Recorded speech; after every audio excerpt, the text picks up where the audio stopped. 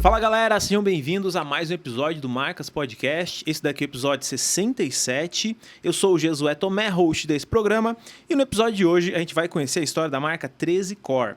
Eu tô aqui com o Diego Alcântara, que apesar de formado em informática, ele sempre foi apaixonado por moda e em 2013 ele fundou a 13 Core. Hoje ele é responsável pela operação da marca e faz de tudo um pouco. Salve galera, valeu.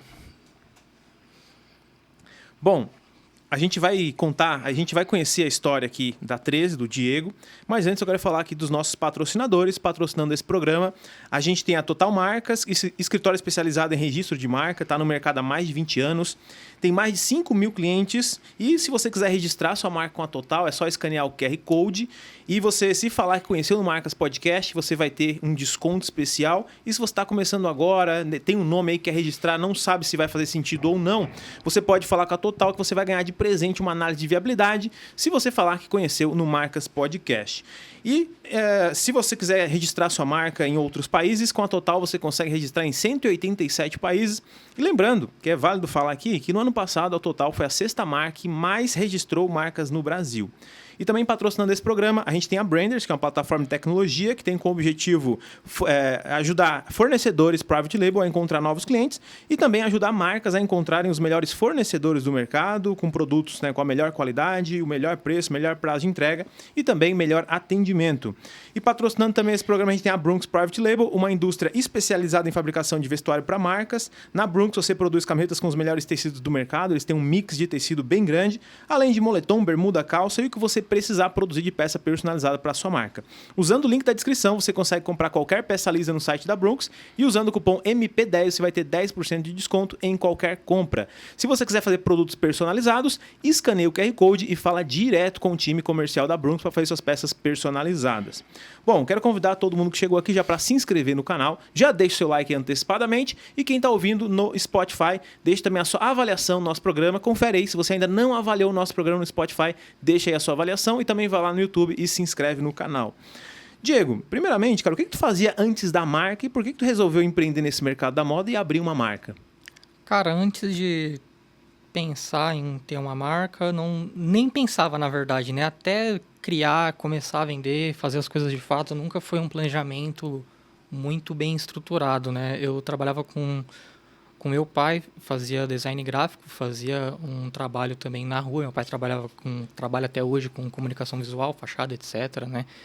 E eu trabalhava com ele, fazia coisas internas, design gráfico, então sempre tive facilidade com programas, Photoshop, CorelDRAW, sempre tive facilidade com esse tipo de coisa, sempre tive facilidade com qualquer coisa tecnológica ali, de computador, etc, né? Então nunca foi algo que foi muito planejado. No início, criei essa marca inicialmente com um amigo meu, chamado Ricardo, que é amigo meu até hoje, apesar de hoje só tá eu, né, responsável pela marca. E no início não foi algo muito bem planejado, a gente não tinha grandes planos, não tinha nem uma base direito para ser o que acabou se tornando, né? A gente queria montar um negócio, a gente pensou em montar uma loja virtual, inicialmente, né? O foco sempre foi ser uma loja virtual. E a gente foi pensando em coisas que daria para a gente fazer com muito pouco investimento. E uma das coisas que eu tinha pensado inicialmente que daria para fazer, que tem marcas que fazem isso, tinha na época tinha bem poucas marcas, né, para você ter de referência, bem poucas lojas independentes assim que não fosse gigantescas, que não dá para levar de base, né? E aí a minha ideia inicial era criar um site que você conseguisse comprar algumas estampas, você escolhesse. Eu pensei em pegar diversas imagens da internet, colocar lá, que tem marcas que hoje fazem isso, né? Você pega lá, escolhe uma imagem, você lá e faz um transfer lá da estampa. Print on demand, basicamente. E pensei em fazer isso. E depois eu até comecei a esboçar algumas coisas assim, só que aí depois eu vi que isso não ia ter identidade nenhuma, não ia ter... Isso algumas lojas já faziam e não ia ter identidade, não ia ser algo autoral, não ia ser algo legal. Acabei desistindo dessa ideia, não chegou nem aí de fato para frente, né? Acabei pensando na ideia de criar estampas próprias, né? E criar uma marca própria, né? Acabaria sendo muito mais limitado em questão de diversidade de estampa, porque eu acabaria criando tela para serigrafia, etc, né? E a gente começou de uma maneira bem simples. Hoje, sempre quando eu conto isso e eu lembro disso, eu vejo o quão estúpido acabou sendo, mas quando você não tem conhecimento, você toma decisões estúpidas, porque você não tem conhecimento do custo das coisas, você não tem noção de nada. Na época, isso foi em 2013, então hoje em dia os custos... hoje em dia, o que eu vou falar que a gente começou investindo, às vezes tu não compra sequer uma roupa, dependendo da marca, né? Quanto que foi? Mas a gente começou em torno de R$250. R$250. A gente comprou, eu me lembro que 3 regatas, porque estava no verão, a gente falou, vamos vender regata. Porque estava no verão, a gente começou, a gente comprou, a gente mandou fazer fotolito, aí teve que fazer a tela. A gente não tinha nem o berço para estampar a camiseta. Vocês pegaram peças lisas? Sim, a gente pegou peças lisas, né? Pegamos tudo na Galeria do Rock, que vende bastante coisa lá relacionada à serigrafia. Tem bastante loja de fábrica lá. Muita gente já começou sua marca pegando peça lisa na galeria, Sim, né? ali tem umas fábricas legais ali, pra quem tá começando. E... Aí não tinha um berço, vocês compraram a gente fotolito? não tinha um berço. E aí depois que a gente comprou, que a gente até... Pra você ver o quão estúpido que foi, porque não faz o menor sentido você pegar essas roupas pra você estampar você mesmo se você não tem nenhum berço pra estampar. Só que aí tinha um camarada nosso, que é um cara que ajudou muito a gente no início, que eu sempre cito também ele, que às vezes a pessoa acha que você esquece do que a pessoa já fez por você, mas eu não esqueço. O nome dele é Daniel, ele é piercer e ele tinha um berço, que ele já estampou algumas peças lá do estúdio dele, e aí ele emprestou o berço pra gente, a gente começou estampando essas peças. E aí, sei lá, a gente fez essas 3 peças estampando mal pra caramba, muito mal estampadas. E não dava nem pra errar, né? Fizeram um teste no pedaço de tecido 3 peças, então ficou... Mas chegaram a fazer uns testes antes, Sim, né? tinham umas peças lá e a gente não sabia nem estampar direito, né? Meu pai, ele tinha alguma noção mínima de serigrafia, porque como ele já trabalhou com bastante coisa, ele já tinha estampado no passado tecido para cassino, que fazia com serigrafia também. Então ele me ensinou algumas coisas assim, só que ele não trabalhava com isso, né? Então não tinha muito conhecimento também. Ficou muito ruim as peças, mas essas 3 peças a gente conseguiu vender. Na época, eu acredito que o custo de cada regata dava em torno de R$10, porque aumentou muito o preço das coisas, é surreal, né? E a gente... esses R$250 foram investidos, então, foi 3 regatas que eu me lembro. Foi tinta, foi fotolito, foi tela. Eu acredito que foi mais ou menos por aí. Foi de R$200 a R$250, não tenho certeza ao certo. E aí, eu também, nessa época, eu tava estudando pelo centro de São Paulo. Então, pra mim, na Galeria do Rock era muito acessível, né? De que cidade tu é? Sou de Itaquaquecetuba. E fica quanto tempo em São Paulo? Capital? Fica mais ou menos 1h30, 2 horas 1h30. de condução, né? Então, era um trajeto que eu meio que fazia... fazia... metropolitana, né? Sim, é próximo de Mogi das Cruzes, Suzano, Guarulhos. Tá. E aí essas 3 regatas que a gente pegou, porque eu vendia as regatas na época, a gente vendia, acredito que a R$25, e acabava que era um pouco mais de 100% de lucro ali, né? Ainda mais quando você não tem custo nenhum. É um bom lucro, né? Você imagina que é um ótimo lucro, ali, né? faz muito sentido, né? E aí meio que tudo que a gente pegava e a gente vendia, a gente ia e comprava o dobro. Então, por exemplo, a gente começou com 3 regatas, a gente vendeu essas 3 regatas, comprava mais 6 regatas. E aí a gente vendia essas 6 regatas e aí comprava mais 12 regatas. Aí ia pra São Paulo estudar, voltava com as coisas na aí eu mochila. passava lá na galeria, comprava mais peças e aí estampava, né?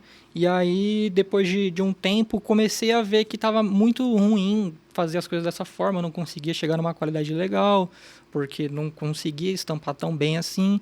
E aí eu pensei, cara, a gente precisava começar a mandar fazer essas peças, cara. A gente foi pensando nisso, a gente acabou pesquisando algum lugar para fazer. A gente foi ali na região da Bresser, que é um dos maiores polos de indústria têxtil aqui em São Paulo, né? E lá tem bastante fábrica de roupa, tem bastante loja de serigrafia, oficina, faz tudo o serviço, né? A gente encontrou um lugar lá que tinha um preço muito interessante, que eu acredito que na época era por volta de R$13. A gente estava pagando em torno de R$10 na camiseta, então R$13 uma peça já estampada, finalizada, na nossa cabeça ia fazer muito sentido, porque a gente conseguiria ainda continuar vendendo ali por R$25, né?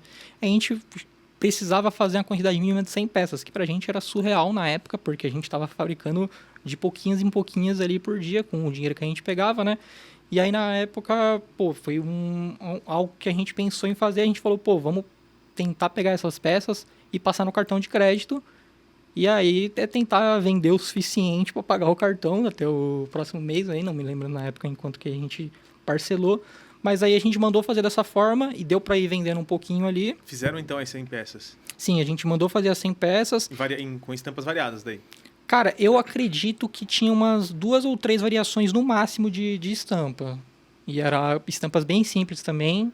Era num estilo... No início, a marca, assim, a nossa influência maior na época era Sumemo. Não tinha muita marca na época. Sim. Você deve ter começado por volta dessa época 2011, também. que a gente começou. Então, tu sabe que não tinha muita referência de marca independente. Tinha as marcas de skate ali, a Sumemo também não era muito focada nesse mercado, mas estava envolvida também. E realmente eram pouquíssimas marcas, porque não tinha como vender. Era ou tu vendia de mão em mão, ou conhecia um amigo que tinha uma loja que dava um espaço para ti lá, porque não tinha e-commerce, né? E como é que vocês começaram a vender? Foi de mão em mão? Foi muito de mão em mão no início. A gente tinha uma pista de skate lá na cidade de Itaquá, né? E a gente ia muito lá na pista de skate e conhecia bastante pessoa, então era muito de vender. A gente divulgava no Facebook assim, pô, sexta-feira vamos estar na pista de skate e tal, vendendo as peças. Eu levava as peças na bolsa, né? E a gente ia vendendo as peças lá. No início foi muito mais assim, vendendo para amigo, né? A gente colava às vezes em algum evento, assim, e tentava vender algumas coisas. Então, no início foi bastante assim, isso ainda em 2013, né? Aí, no final, mais ou menos, ali de 2013, ali por volta de outubro, mais ou menos, a gente começou a já montar a estrutura da loja virtual, né? Que a gente queria, né? E aí, já voltando na questão do Silk, a gente começou a mandar fazer essas peças, só que aí a gente começou a curto prazo ali... Começou a gente ter muito problema com essa fábrica de atraso, porque a gente fabricava pouca coisa, então os caras não davam atenção nenhuma pra gente, eles atrasavam. Clássico, todo mundo passa por esse problema no começo. O cara não tá nem aí pra você. Aí eu lembro que teve uma vez que ele falou, pô, se tá ruim, faz em outro lugar, cara. Caramba, chegou a falar isso? Aí quando o cara te joga no lixo, você acaba pensando, pô, eu preciso sair dessa situação. Aí eu comecei a pensar, pô, cara, a gente precisa voltar a estampar as roupas, só que precisa aprender a fazer de fato as coisas, né? E aí tinha um camarada nosso que eu conheci também nesse mesmo estúdio que o Daniel trabalhava na época, né? Que é Fábio o nome dele, que ele trabalhava com estamparia. Então ele falou, pô, cara, estampa isso daí, cara, você vai conseguir e tal, eu posso te dar umas dicas e tal. E aí bastante coisa que eu tinha de problema quando eu ia estampar, ele acabou me ajudando, que era coisa simples, mas que acabou me ajudando. E aí eu falei, pô, não é difícil. E aí eu fui lá e comprei na época um berço para uma mesa de 6 berços, né? Que já era uma quantidade razoável ali para começar a estampar. E aí a gente começou a estampar em casa. E aí montaram uma estrutura em casa mesmo. Uma estrutura em casa ali, com soprador, algo bem simples, que é bem diferente. Que a gente, até hoje a gente tem a estamparia lá, só que já é uma estrutura muito melhor já. A gente tem 30 beijos, a gente tem flash, a gente tem uma produção já bem mais legal. E a gente começou a estampar. E aí acabou diminuindo um pouco o custo também. E aí nisso daí a gente começou também a conseguir produzir uma quantidade maior, porque o custo que também a gente diminuiu, a gente começou a colocar em mais peças, que eu também já estava trabalhando registrado, então meio que tudo que eu conseguia colocar do meu salário em comprar mais peças, eu pegava. Porque para mim o mais importante era aumentar a quantidade de produtos. Era sempre, eu queria sempre estar produzindo mais. Porque você só vai conseguir escalar se você tiver bastante produto. Não adianta você querer vender bastante se você não tiver bastante produto. Então eu sempre conseguia o máximo possível era retornar em mais produtos. Tudo que eu conseguia de lucro, tudo que eu retornava do meu salário era colocar sempre em mais peças. Legal. Então, e como que foi esse lance de colocar um site no ar quando era difícil colocar um site no ar? Eu lembro que eu comecei a estudar sobre e colocar uma loja online e-commerce em 2014. Eu consegui colocar online só em maio de 2015. Porque não tinha quem fizesse site, tinha que contratar uma empresa especializada que era caro, não tinha essas plataformas open que tem hoje, que vai lá, se cadastra em 1 hora, o teu site está no ar com tudo bonitinho. Era muito mais difícil. Como que foi para te colocar essa loja no ar? E foi em 2013 que tu lançou? Foi em 2013. A loja? Foi no finalzinho de 2013. E aí começou a cantar melhor ali as coisas em 2014, né? Aí em 2013 eu não tinha muita noção, eu achava que para eu criar um site ia ser realmente você vai ter que contratar uma empresa, etc. Mas na época já tinha, eu não me recordo se já existia no Venshop, que é o que eu utilizo hoje, né? E na época eu me lembro que eu conhecia algumas plataformas, eu conhecia uma que era bem simples, que era na época que eu comentei que eu tava fazendo alguns esboços de montar uma loja com estampas on demand, eu tinha encontrado essa loja que era uma gratuita, que era que você cadastrava seus produtos ali, etc. Só que era bem simples. Qual que era a plataforma? Eu não me recordo o nome dessa, cara. Eu não me recordo. Era um nome... Eu acredito que ela não seja popular hoje, se é que ainda existe. Mas, na época, o que eu encontrei foi a loja integrada, que ainda existe até hoje, e o Ilúria, que existe até hoje. A loja integrada, para mim, tinha um problema, não sei se ainda tem atualmente, que tinha um limite de visitas. O plano era de acordo com o limite de visitas. Isso, para mim, eu achava um ponto negativo. Eu acabei achando até interessante ali inicialmente, mas acabei optando pelo Ilúria. O Ilúria era muito barato, ele tinha limite de quantidade de produtos por plano. Ele era muito simples também, era muito fácil de customizar. E aí a gente acabou começando a fazer as coisas no Ilúria. E aí, o que a gente começou a fazer? A gente precisava fazer fotos, né, pra gente começar a divulgar as coisas nas redes, né, no Facebook, na época, o Instagram não era nem popular nessa época, né, nem lembro se tinha, na real. E aí a gente fez umas fotos profissionais ali com um amigo nosso que tinha câmera, etc. E aí a gente precisava fazer umas fotos e a gente precisava pegar um pessoal legal para fazer foto, né? E aí, novamente, esse mesmo amigo nosso, que é o Daniel, ele falou, tem umas amigas minhas, cara, que elas são bem estilosas e tal, são Suicide Girls, elas têm as tatuagens e tal, elas têm tudo a ver com a marca, porque o nome 13, ele é uma junção de hardcore com 13, então é 13 core, e o 13 ele vem da gíria 13. Pessoa maluca, pessoa doida e tal, pessoa contra a cultura, né? Então, e o público esse é o meio que sempre foi o público-alvo da marca. Sempre foi o público-alvo. Então, o pessoal da tatuagem curte muito. Você vai no Tatuí, é muita pessoa usando a marca, etc. Né? O pessoal da tatuagem curte muito a marca, né? Então, essas meninas, elas curtiram muito a ideia da marca, né? E aí, elas falaram e falou, a gente topa fazer as fotos. Elas não cobraram nada e tal. Karine, era o nome dela. Karine Guimarães e Emma. Elas aceitaram fazer as fotos, a gente fizeram as fotos e as meninas eram bem populares no Facebook. E aí a gente começou a postar as coisas, marcando elas, etc. E aí começou a pessoas que não me conhecia conhecer a marca. Que isso com certeza você deve saber o que é isso, uma pessoa que não te conhece conhecer. De chave, né? E aí a gente já tava com a loja no ar, mas só que, você tá com a loja no ar e você ter uma venda, é um passo gigantesco, né? Quantos dias demorou primeira venda? Cara, não me recordo, mas provavelmente foi semanas ou meses. Caramba. Porque já eu demorei 17 dias. Já tava tudo no jeito, assim, né? Então... Faltava tráfego, faltava tráfego, loja, né? Porque, se eu vou divulgar no meu meio, não tem porquê da pessoa estar comprando na minha loja, porque ela me conhece. Ainda mais em 2013. Sim, ainda mais ninguém comprava online, ninguém comprava online. roupa online. A galera tava começando a comprar eletrodomésticos, essas coisas mais durável, mas roupa ninguém comprava, cara. Era um desafio as pessoas confiar que a loja ia entregar, confiar que ia servir, que tinha qualidade. Sim, cara, é muito difícil. E aí acabou que depois de um tempo, com essas fotos, começou a gente ter mais curtidas na página do Facebook, etc. E aí chegou um dia que teve uma compra, que eu não me esqueço até hoje o nome da pessoa, que é Gabriela Menezes, ela é do Litoral. E a gente não sabia nem como que a gente ia enviar. A gente nunca tinha enviado algo no correio, a gente não sabia nem como que a gente ia enviar como roupa. Como é que você acreditou, hein, Gabriela? Como é que ela acreditou nisso? E a gente falou, ela realmente pagou, que a gente configurou lá, né, o PagSeguro, tudo certinho, né? Ela realmente pagou aqui, agora a gente vai ter que enviar. Como é que a gente vai enviar isso? A gente não tinha a mínima noção, a gente inclusive foi no correio. Inicialmente a gente tinha embalado num papel pardo, porque eu falei, já recebi coisas em papel pardo, eles não quiseram aceitar no papel pardo, a gente teve que voltar, comprar uma caixa lá e aí enviar. E aí, beleza. E aí foi indo assim no início, né? Esse correio é meio exigente, porque até 2016... 16? Até 2016 eu enviava em papel pardo. Não, final de 2015. Primeiro ano a gente enviou em papel pardo, cara. Eu não sei. Tava meio mal embalado. Não era só... Tava meio mal embalado. Então não tava tão... Mas eles falaram que o problema era o papel pardo, mas aí com a caixa acabou resolvendo, né?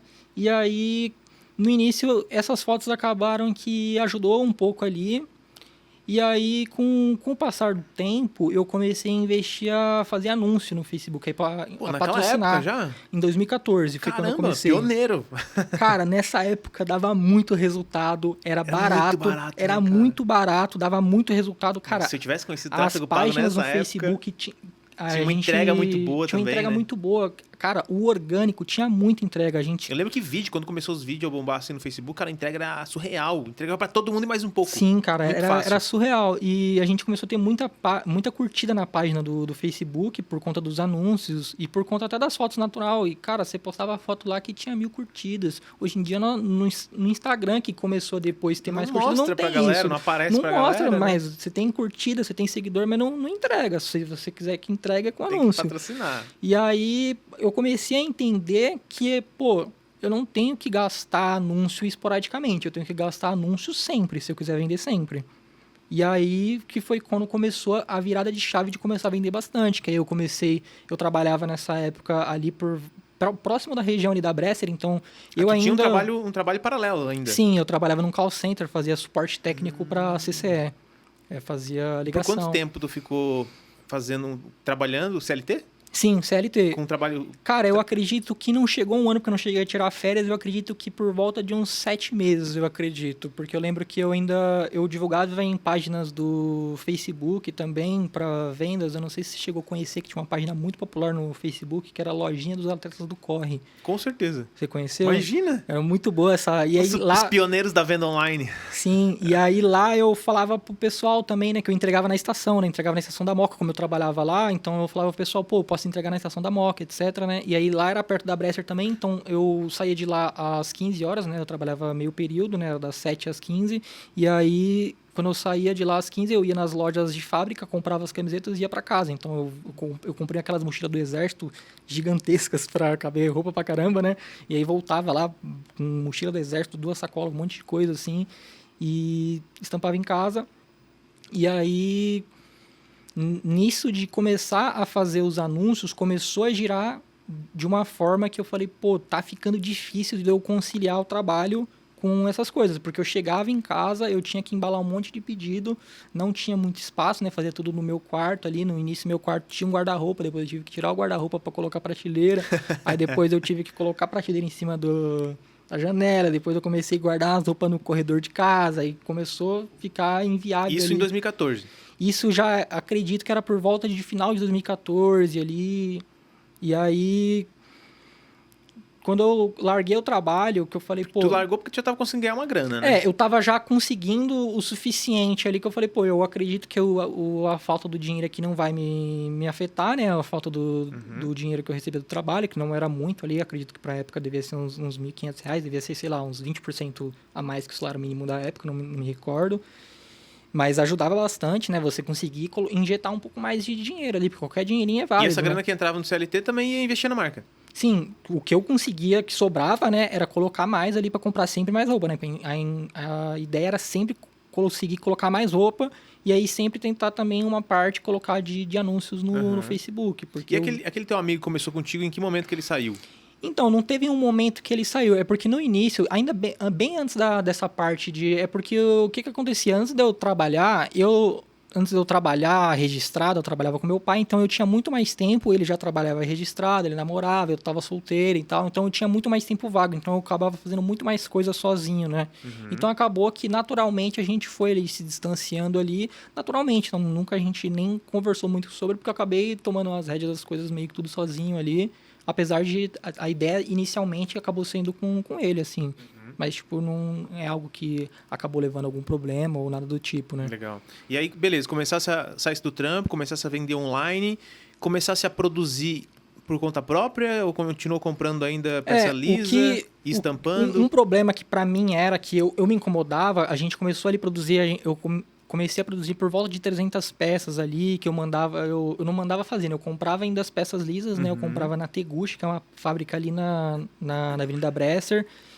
Só que eu não gostava da ideia de vir com a etiqueta deles, né? Apesar de que hoje, depois eu vi que eles mudaram. Eles colocavam em cima Teguchi e embaixo o tamanho. Que se eles fizessem ao contrário, eu conseguiria cortar e deixar o tamanho em cima e cortar. E hoje em dia eu vi que eu acho que eles viram que faz sentido deixar desse jeito para quem tem a marca própria e não quer mostrar o nome da empresa que fabricou, né? E aí eu queria mudar isso, né? E eu acredito que por volta de 2015 eu falei, pô, cara, eu quero começar a fazer a peça com a minha etiqueta ali, bordada, bonitinha, com informação do CNPJ, etc, né? Um padrão legal ali. E aí eu comecei a procurar uma fábrica para isso e eu acho que foi em 2015 que eu encontrei a Índice Malhas, que é a fábrica que a gente fabrica desde 2015.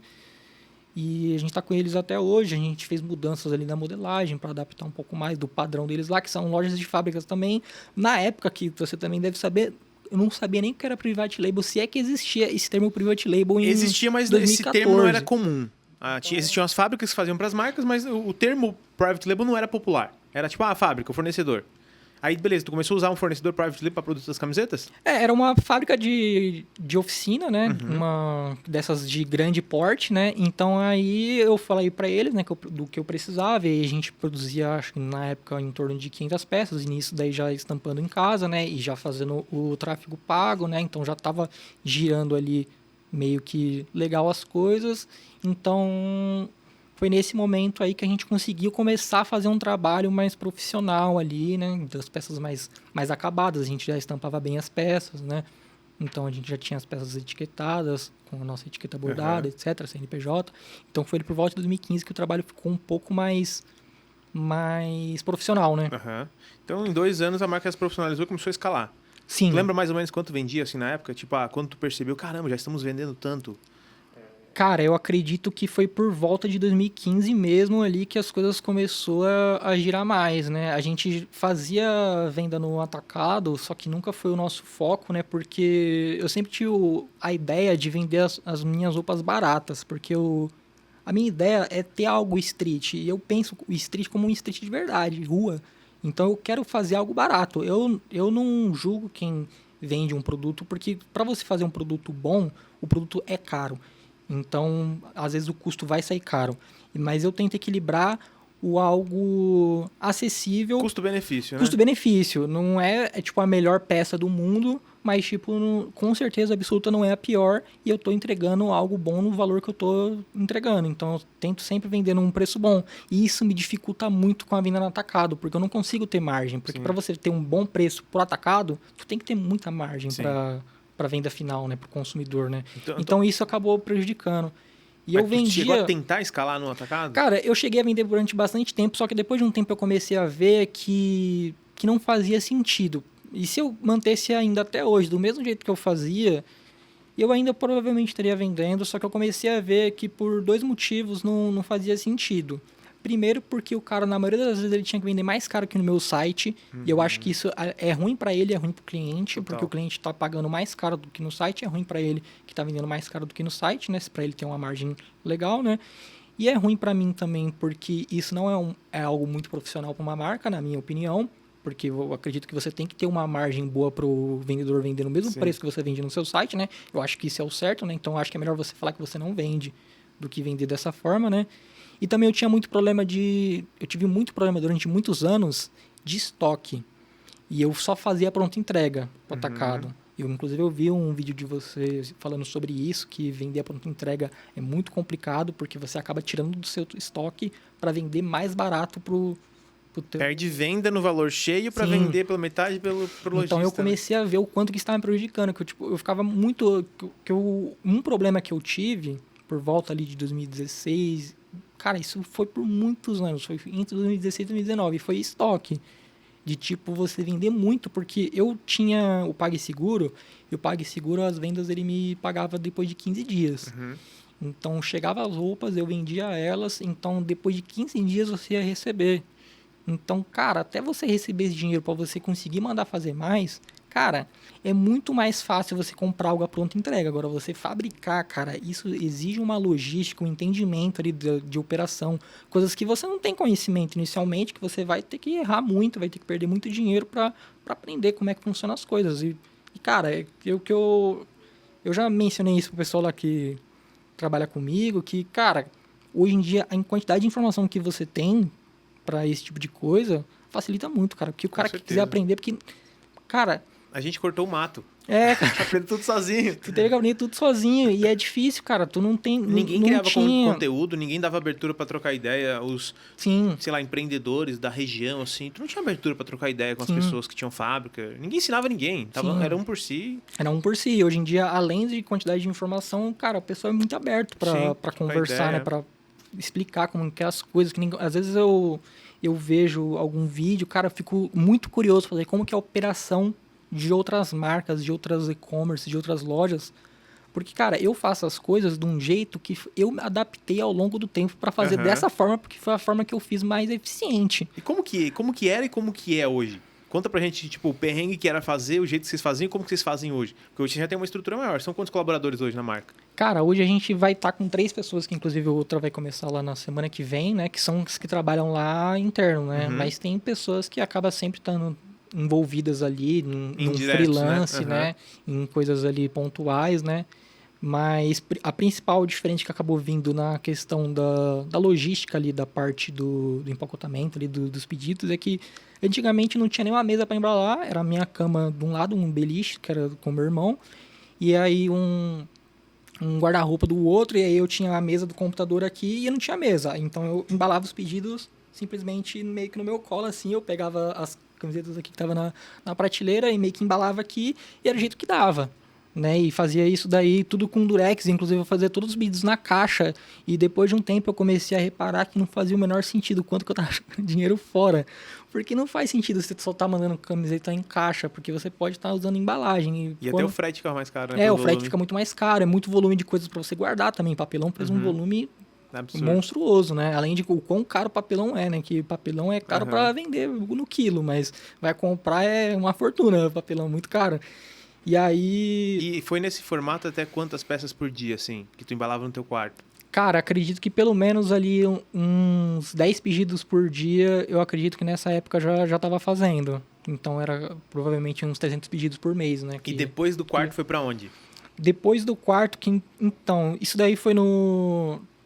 A gente acabou fazendo uma obra na casa e a gente acabou ampliando a parte de trás da casa, que a gente fez uma laje. Aí em cima dessa laje, aí eu construí uma parte lá menor, que atualmente a gente também já ampliou. E essa parte ficou lá o meu quarto e ficou um estoque bem maior. Então lá já ficou um tamanho bem mais decente já para guardar as coisas. Tinha uma mesa de expedição, tinha lá um computador legal, impressora e tal, coisas que não tinha espaço, né? Então tinha lá um espaço legal para estoque e tinha um espaço legal para trabalhar, para fazer as coisas, né? Porque o que acabou tendo muito problema era a falta de espaço para que é muito engraçado, porque às vezes você quer ter muito estoque, só que às vezes você não tem espaço físico para o estoque. Às vezes você até tem o dinheiro já para conseguir produzir mais, só que você não tem mais espaço físico. O produto, e né? já aconteceu isso algumas vezes, né? E hoje como é que tá a estrutura? Tá no mesmo lugar? Foi para um lugar maior? Tá no mesmo lugar, puxadinho? só que a gente ampliou mais ainda, né? Antes lá, a casa só era o térreo, agora lá a casa já tá com 2 andares, né? O primeiro andar inteiro já é só a marca, né? Lá é um terreno de, acredito que 40 por 6. Então, não sei quantos metros quadrados que dá isso daí, mas hoje a parte lá da empresa dá esse tamanho inteiro. E no terceiro andar que tá... No segundo andar, né? Que tá a minha casa, né? Que eu moro no segundo andar. O primeiro andar é a marca e o térreo é onde meus pais moram. E aí... Hoje a gente tem lá já umas 4 mesas de expedição. É um lugar bem grande. Eu acho que a gente deve ter umas 60 prateleiras lá. A gente tem muito espaço vago, que para mim era muito importante ter espaço vazio. Eu quero espaço vazio, porque, por exemplo, um Black Friday vende muito. A gente produz geralmente umas 2 a 3 vezes mais de diversos produtos ali, porque vai ter muitas vendas. Então, você precisa daquele espaço vago, né? E diversos momentos a gente não tinha espaço, que, cara, é horrível trabalhar num lugar apertado e desorganizado. Sim. Porque quando você está num lugar apertado, ele automaticamente fica desorganizado. Porque não tem como você organizar um lugar que está muito apertado. Como é que hoje é a produção de vocês atualmente? Vocês ainda fazem serigrafia? Vocês terceirizam tudo? A gente terceiriza bastante coisa, mas a parte da serigrafia em camiseta a gente ainda faz. A gente faz a parte da... E é lá nesse mesmo local? Sim, é na parte dos fundos no térreo, que a gente tem lá uma estrutura de 30 berços, a gente tem um flash, então a gente tem uma estrutura legal ali para estampar pelo menos... O que é o flash? O flash, ele é uma espécie... Se você pode até comprar um flash pronto, é o flash cure que chama, né? Que ele faz a cura ali da tinta da serigrafia e ele seca muito rápido a peça. Você pode comprar um deste pronto, só que esse daí acabei comprando as lâmpadas, né? Cada lâmpada ali tem 1000 watts, são 12 lâmpadas, então tem 12.000 watts, que ali puxa uma energia absurda. Mas só que as peças secam muito rápido, em torno de uns 10 segundos ali. Aí tu usa esteira ou manual? Botou é manual, ele tem um carrinho ali que fez, é que meu pai é muito brabo da então serralheria. Vai levando ele através dos berços. Sim. E aí tem um outro camarada do meu pai que ele manjava dessas paradas para conseguir criar esse flash. Falou, pô, eu acho que eu consigo fazer isso daí. Meu pai explicou para ele como é que funcionaria, né? Eles fizeram lá uma estrutura lá de uma caixa, fizeram do tamanho da nossa estampa, né? Nossas estampas são meio grandes, e a gente usa berço, né? Não é mesa aberta, né?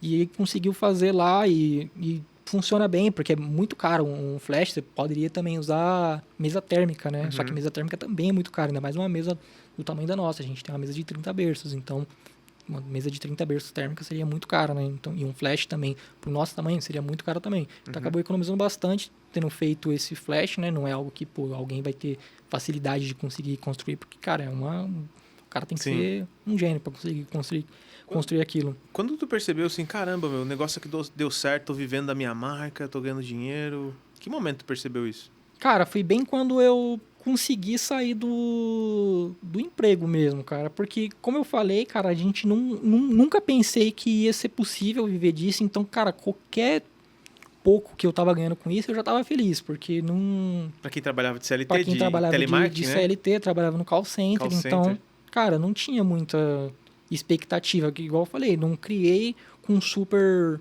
planos de super dar certo. Deu certo e, tipo, legal. Acredito que trabalhei bastante para isso, mas tive muita sorte de ter começado numa época que tinha pouquíssimas marcas. Porque hoje o cara tem que se esforçar muito mais. Sim. Porque tem muita marca que faz um trabalho absurdo e às vezes não consegue ter o reconhecimento que às vezes merecia, né? Porque o cara tem que se esforçar bastante, tem que estudar bastante. E às vezes, o cara que às vezes começou hoje, se ele tivesse começado 10 anos atrás, ele teria muito mais facilidade, porque teria um mercado ali com menos marcas, né? Seria um pouco mais fácil, apesar da dificuldade de não ser tão popular coisas online 10 anos atrás, né? Então... Em que momento tu percebeu que passou a se tornar mais fácil de vender online? Ou nunca foi tão... Porque no começo foi fácil porque fazer anúncio. Mas chegou uma hora que começou a entrar um monte de marketplace, por exemplo. Começou um monte de marketplace. Chegou um momento que tu percebeu que estava mais difícil vender online ou mais fácil vender online? Cara, é que eu vejo que eu tive a vantagem de dar valor para os anúncios.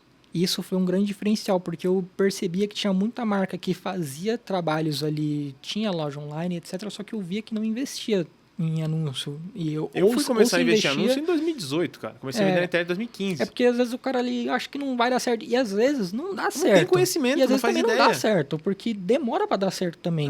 Porque às vezes você tem muita questão do reconhecimento da marca, né? Mais hoje em dia. Eu acho que às vezes naquela época, apesar de ser até meio contraditório, eu acho que hoje em dia, por mais que as pessoas elas têm mais facilidade para comprar algo na internet, elas têm muito mais preocupação para comprar algo na internet. Então, às vezes, elas vão precisar confiar bem mais para comprar algo na internet. Apesar delas comprarem algo muito mais fácil, às vezes elas não vão comprar de qualquer lugar ali desconhecido, sei lá, de uma marca que acabou de iniciar e tal. Então, às vezes, você vai ter que fazer aquele trabalho ali de brand ali inicialmente, né, para as pessoas terem o reconhecimento da sua marca, para depois começar a pensar em vender, né? Então, eu acho que a pessoa precisa dar muito valor para o anúncio e saber que também não é de um dia para o outro que vai ter resultado. E tu começou a fazer os anúncios na época? Sim, eu comecei a ver algumas coisas ali, fazer anúncios com coisas diferentes, comecei a ver coisas que davam mais resultado para isso ou para aquilo. Por exemplo, eu via que fotos mais externas, assim, aquela foto mais bonita, mais legal, dava mais engajamento, dava mais likes, dava mais curtida, comentário, e só que não vendia tanto. E foto com mais destaque no produto vendia mais, só que dava menos curtida. Eu comecei a entender esse tipo de coisinha aí. E... dois tipos de comportamento, né? O comportamento da pessoa que tá ali pra consumir conteúdo e curtir e aquela que tá pra comprar, né? Que tipo, é algo que, pô, existe já no marketing, mas quando você é totalmente leigo, você não entende. Mas isso é algo que é meio que uma é o topo do funil e a outra já é na parte de baixo do funil, né? Nem sabia nada sobre remarketing nessa época, né? E aí comecei a estudar um pouco algumas coisas meio por cima, porque também tinha pouco acesso, era mais fuçar a ferramenta, na real, porque não tinha muita informação no YouTube, não tinha muita informação. Hoje tem até o Facebook Blueprint, que é meio que um curso dentro do próprio Facebook, das ferramentas deles lá, com muita informação lá importante lá e coisas que ajuda muito porque é feito por eles mesmos, né? Sim. Então... Sempre foi Meta Ads? Que momento começou a fazer Google? Meta na época Facebook, né? Cara, eu sempre tive uma dificuldade com o Google. Como eu via que dava muito resultado com o Facebook, quando eu digo Facebook, é Facebook meio e Instagram junto, né? Porque acaba que você usa ambos para fazer os dois, né? Mas o Google, eu acredito que ele não funciona tão bem para o meu negócio, porque eu acredito que o meu produto ele é muito visual e ele é muito específico. E eu comecei a tentar fazer coisas no Google, mas só que principalmente no início, quando as minhas coisas eram mais estampas, era muito difícil de acertar uma palavra-chave, era muito difícil de algo fazer sentido. Nem remar, mas hoje tu usa Google. Hoje eu uso mais um pouquinho de remarketing e algumas palavras ali mais específicas da marca mesmo, mais para você conseguir direcionar um texto melhor do que seria a home do seu site, né? Porque é muito difícil, por exemplo, você direcionar uma camiseta preta. O cara que está procurando a camiseta preta é muito abrangente. Mas hoje a gente tem produtos que funcionam bem no Google, porque são produtos mais... como que eu posso dizer, mais específicos ali e que é mais fácil ter uma palavra-chave que faça sentido, como, por exemplo, calça cargo. Calça cargo é um produto que faz muito sentido. Agora, por exemplo, uma camiseta estampada, streetwear, cara, camiseta estampada streetwear pode ter uma quantidade de diversidade diferente disso absurda. Agora, uma calça cargo, pô, é uma calça cargo em qualquer lugar. Se o cara precisar calça cargo verde... preta, então, vai encontrar. Para esse tipo de coisa, hoje faz bastante sentido pra gente, calça cargo, tipo, uma jaqueta corta-vento faz sentido pra gente. Então, tem bastante coisa que hoje funciona. Agora, na época, como a gente trabalhava mais com camiseta estampada, eu tentei fazer algumas coisas, mas nada dava resultado próximo. E aí eu começava a pensar, pô, eu tô tirando um pouco do Facebook aqui pra colocar no Google, não tá fazendo muito sentido. Eu preferia investir mais ainda no Facebook, que dava bastante resultado, né? Legal, legal.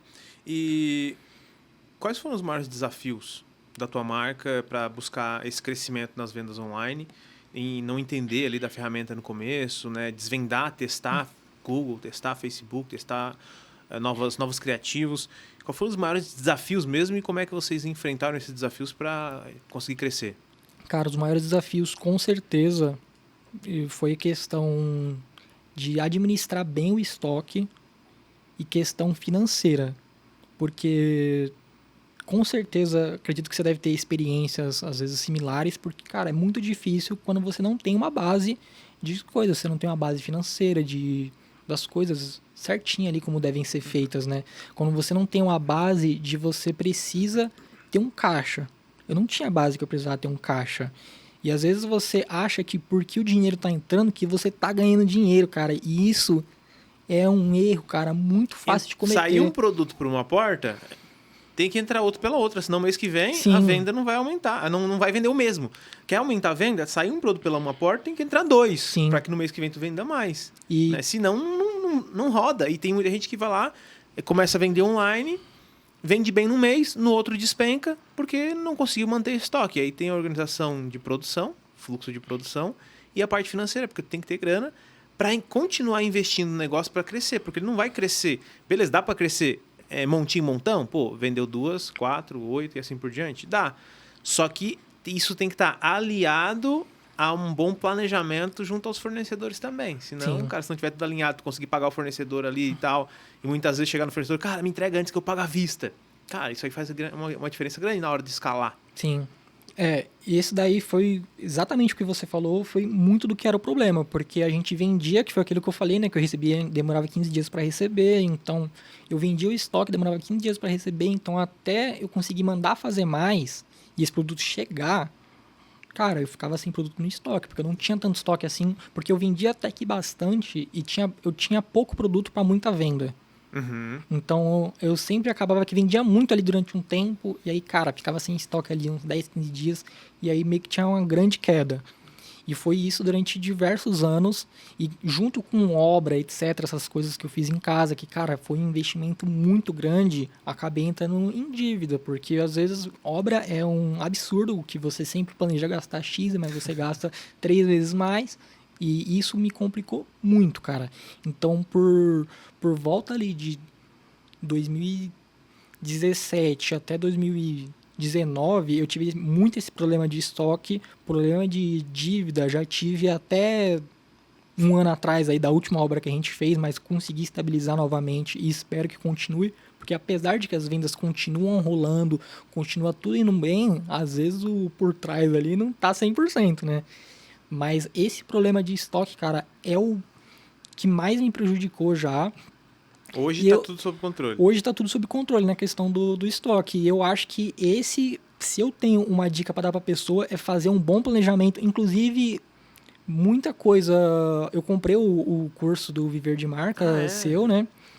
E bastante coisa lá, acaba que eu já tenho algum conhecimento, porque, pô, bastante tempo trabalhando. Só que lá tinha uma planilha de planejamento de produção. E essa planilha sua me ajudou bastante nessa questão de produção. Eu adaptei algumas coisas ali de acordo com o meu negócio, né? De acordo com algumas coisas que eu via sentido para minha realidade, né? Porque lá era mais uma base, né? Acredito que você deve lembrar dessa planilha, né? E aí, aquilo ali me ajudou bastante a me organizar de alguma forma, né? Porque eu já estava conseguindo me organizar um pouco melhor, mas aquela planilha me ajudou bastante a conseguir ter uma maneira de pensar e agir antes de fazer as coisas, E aí né? o objetivo dessas aulas é realmente abrir a mente. Falar assim, cara, ó, pra te fazer isso, tens que pensar dessa forma. E eu gostava sempre de deixar claro, deixava aí um exemplo da planilha pra pessoa usar e adaptar pra realidade dela, Sim, né? porque o cara... E muita gente me passou esse feedback, cara, aquela planilha me ajudou porque o maior desafio de quem quer crescer vendendo na internet é a organização. Se o cara não conseguir Sim. organizar a parte estratégica por trás de como manter a venda contínua, todos os meses vender e aumentar, cara, o pilar número 1 é estoque. Não Sim. adianta fazer anúncio se não tiver estoque. Sim. E essa questão de fazer um melhor planejamento ali, porque eu comecei, só que tinha ainda o problema da questão do meio de pagamento. Porque não adiantava eu também ter um bom planejamento se eu não tenho dinheiro, né? Total. Então, o que aconteceu? A gente, inicialmente, quando começou essas coisas de Black Friday, que foi um pouco da virada de chave, foi a Black Friday. Lembra o ano? Qual foi a Black Friday que virou a chave? Cara, eu acredito que por volta de 2017 ou 2018, não tenho certeza. Aham. Não tenho certeza, mas acredito que foi por ali, entre 2017 e 2019. E aí, inicialmente, a gente fugia um pouco da Black Friday, que eu já falava que a 1340 tá de Black Friday o ano inteiro, porque nossas roupas são baratas, então eu falava pra isso, né? Que, pô, a gente já tá de Black Friday o ano inteiro, então a gente não precisa de Black Friday. Só que aí teve uma vez que eu falei, pô, eu vou tentar fazer uma Black Friday aqui, dar algum desconto aqui, até que simples, e ver o que que rola. E, cara, vendeu muito. É tipo, vendas em 3 dias que vende, tipo, um mês bom. É um mês bom em 3 dias, é mais ou menos isso. E até hoje acaba sendo mais ou menos assim, né? E a tua marca é uma marca mais focada, né, no custo-benefício e tal. E tu consegue ainda ter uma boa margem de lucro pra continuar crescendo? Cara, consigo, é difícil, mas consigo, cara. É que a questão é que eu não. Aquilo que eu falei, cara, só de viver disso, cara, eu já sou muito feliz. Então, eu tento às vezes fazer coisas legais, mas que não vai conseguir ter um bom preço pro cliente, às vezes eu acabo desistindo. Isso é um pouco chato. Isso é um pouco chato, porque às vezes eu falo, pô, isso vai ficar muito caro. Eu acho que isso aqui o pessoal Tu vai... foca em um público específico, né? Que a galera que quer eu tento... comprar um produto de qualidade com preço legal e Sim. compra 2, 3, 4 peças da marca e usa sempre aquela marca bastante tempo, né? No geral até que não. O pessoal até que compra bastante outras marcas, assim, pelo que eu vejo. A gente tem bastante recompra, bastante pessoa que compra há bastante tempo, né? Hoje eu vejo que se eu, por exemplo, quiser parar de fazer anúncio, se eu quiser parar de fazer essas coisas, que o anúncio acaba que é para buscar sempre pessoa nova, apesar de que você faz o remarketing para trazer pessoas já novas compras de pessoas já antigas, né? Mas é mais pessoas novas, né? Mas eu vejo que tem muita pessoa que compra já porque gosta da marca, né? Porque você acaba vendo no Analytics, né? Essas pessoas que são visitantes anteriores já, né? Então, acaba que esse acaba sendo o meu maior foco, né? É ter o preço acessível. Legal. E hoje, então, o problema de produção não tem, assim, tipo, sempre tu compra um tecido, manda para um fornecedor, ou tu pega direto de um fornecedor a peça pronta? O que acabou ajudando muito a planilha foi que eu comecei a estabelecer lá nessa planilha, eu coloquei lá cada produto meu e coloquei o prazo médio de cada produto. Eu não me lembro como estava a sua planilha, mas talvez até fale exatamente como estava a sua planilha, mas às vezes foi o jeito que eu adaptei e não estava desse jeito, né? Porque eu não lembro exatamente como ela estava.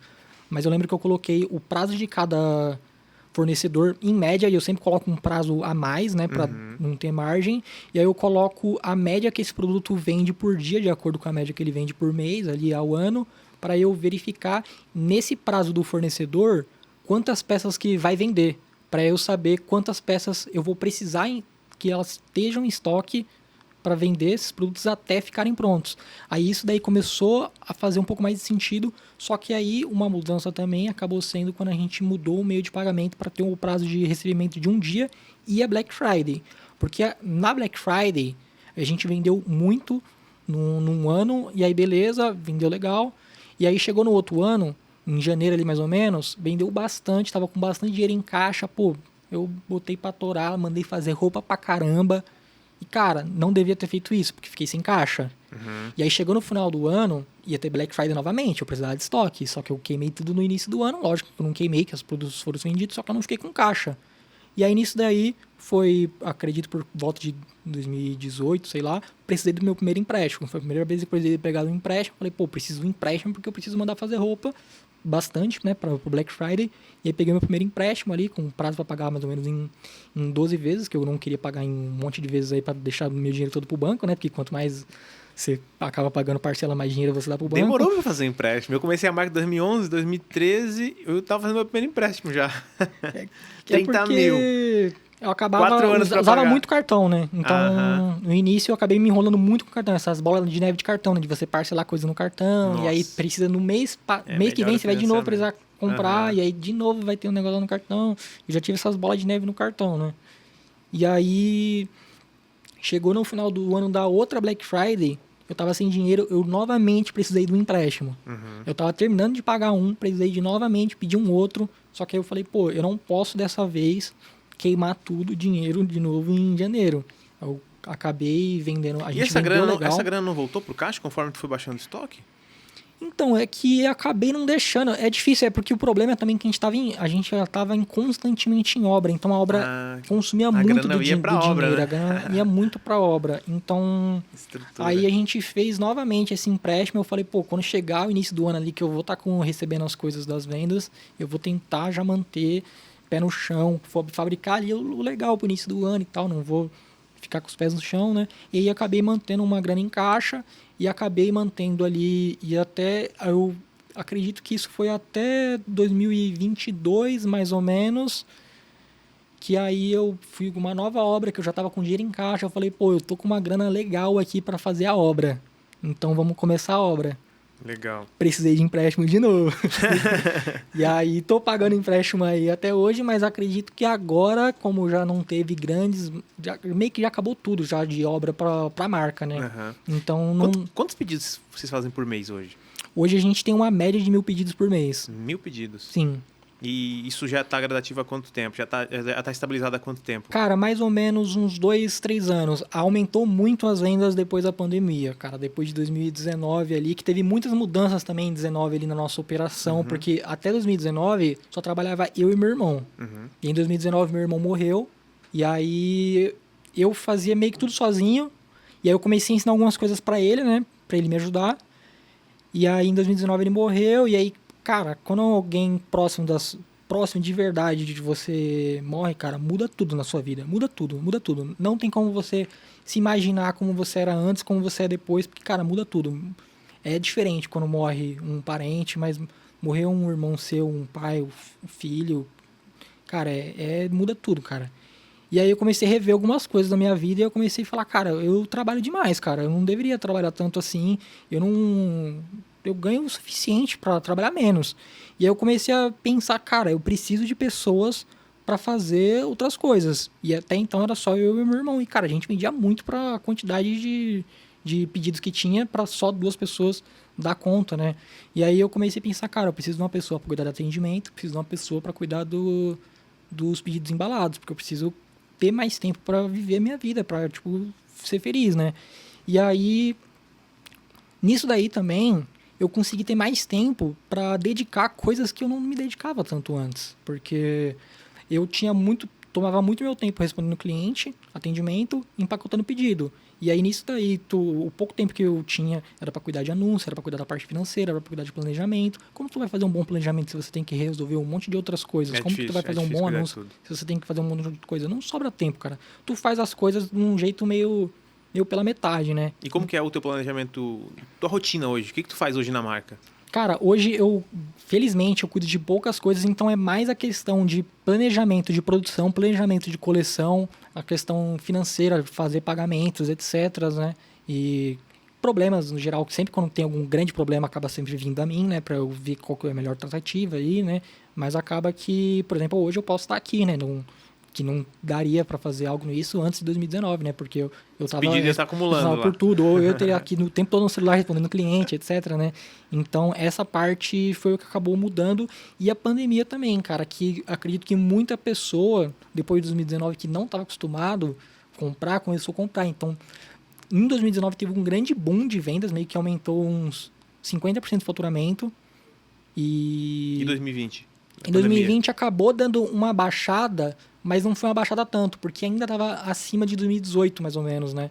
Acredito que a pandemia foi por volta de 2019, 2020. Foi ali, 20, né? início de 2020. Então, acredito que foi isso. 2020 deu uma boa subida, 2021 deu uma boa baixada. Boa baixada não, mas se manteve acima de 2019, né? Uhum. E aí, 2021, 2022, a gente manteve ali, foi aumentando, que a gente sempre vai aumentando um pouquinho acima. Nunca é porque é difícil você aumentar muitos fazendas. Para aumentar muitos fazendas, tem que aumentar muito estoque. Você não vai aumentar em 50% o estoque, ser um grande investimento do nada, né?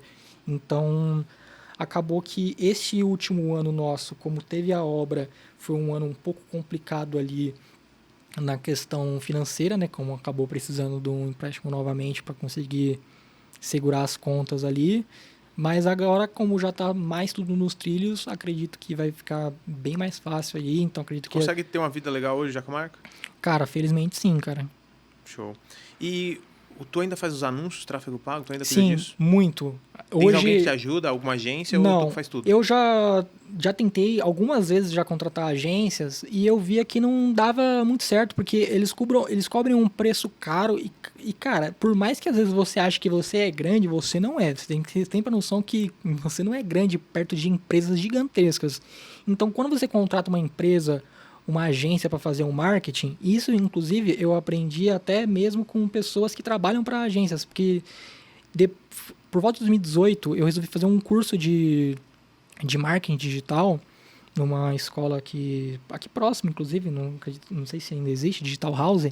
E aí eu conheci algumas pessoas lá, inclusive lá o network foi o que mais valeu lá, porque acaba que muita coisa, às vezes eu vejo, pô, cara, isso aqui com certeza tem na internet. Essa informação aqui que eu tô vendo, né? Porque hoje em dia, 2018 já tem muita informação de 2019 Sim. ali, né?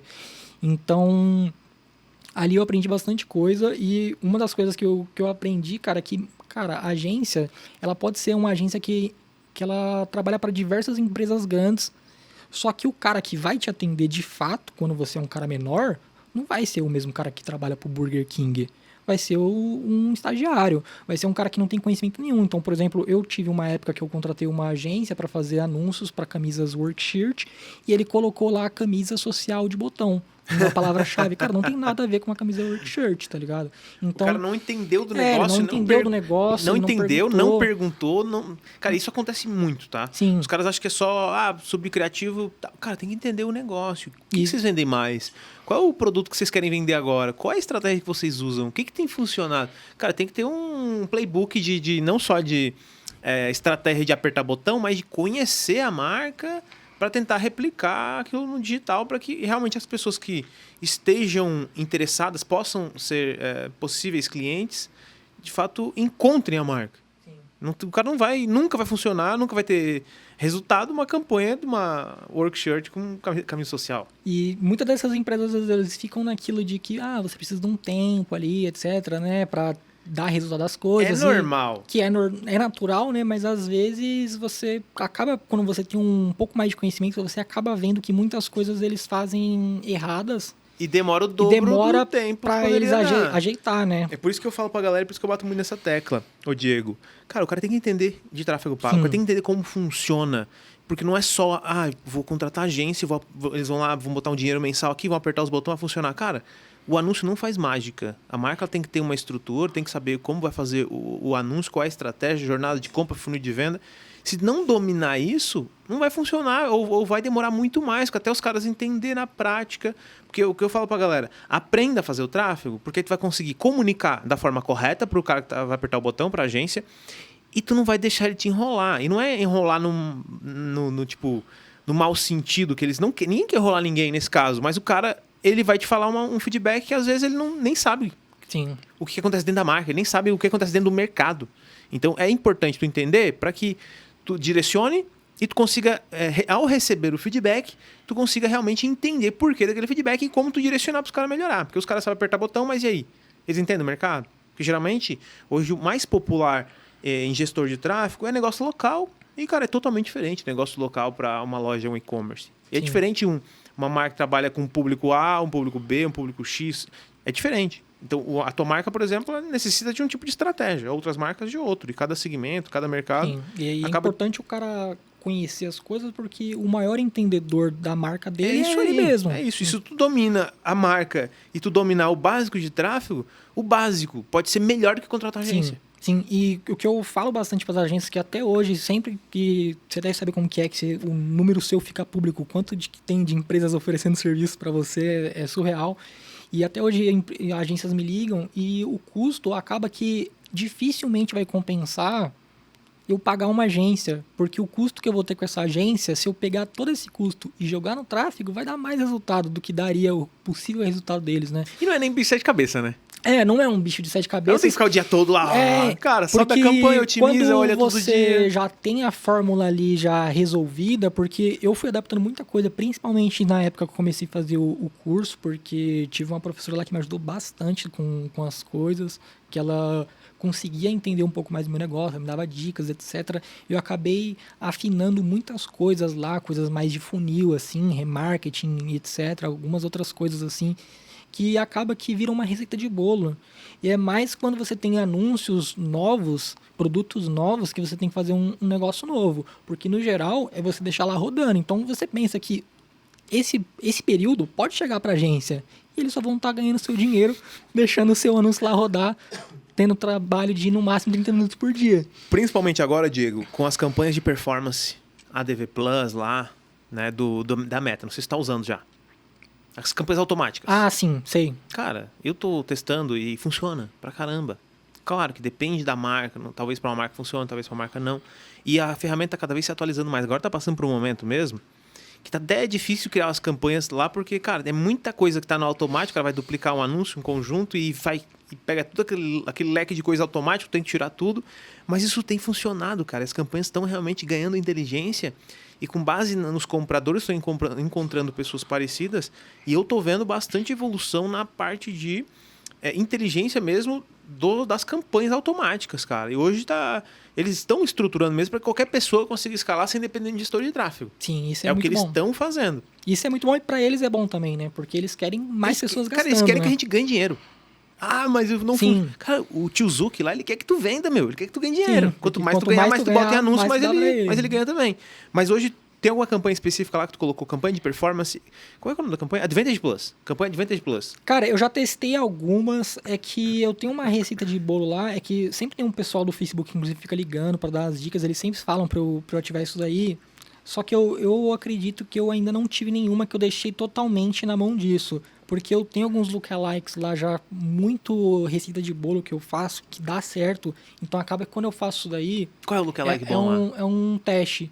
Que então, o lookalike, cara, tipo assim, não vai ser igual pra ninguém. Porque o lookalike é baseado no público básico que tu tem. Eu fiz o lookalike baseado na nossa lista de e-mails de compradores, né? Eu gerei lá o CSV lá, da lista de compradores. E aí gerei o lookalike baseado nesses e-mails, né? Pra gerar um público lá semelhante. E aí eu fiz uma estratégia, que foi a estratégia que a Vanessa, da Digital House, me recomendou.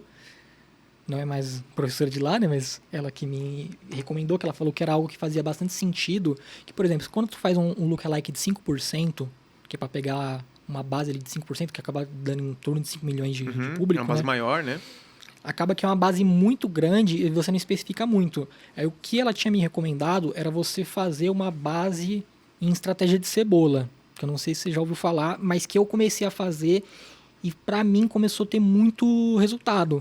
Que é você vai fazer uma base de 1%, você vai fazer uma base de 1 a 2, você vai fazer uma base de 2 a 3, uma de 3 a 4, que tem como você fazer essa base lá quando você vai criar o público lookalike, né? E aí você faz um conjunto delas depois, em vez de fazer uma de 5% direto. Tu separa o público e bota tudo junto no mesmo conjunto. Porque fica mais específico, pelo que ela disse, performava mais. E aí eu comecei a fazer e comecei a ver resultado. Tu vê que loucura, né? Teoricamente... Parece a mesma coisa. Cara, é como se tu pegasse aqui 5 jarras, bota enche esse copo com água dessa jarra, ou tu pega essas 5 jarras e coloca um pouquinho de água de cada jarra pra encher esse copo. Sim. É tipo, cara, é a mesma coisa. Sim. Mas que louco. Mas é interessante também porque você ainda consegue, separando desse jeito, ver o que está dando mais resultado. Que, por exemplo, eu comecei a ver ao longo prazo que quanto mais subia a porcentagem,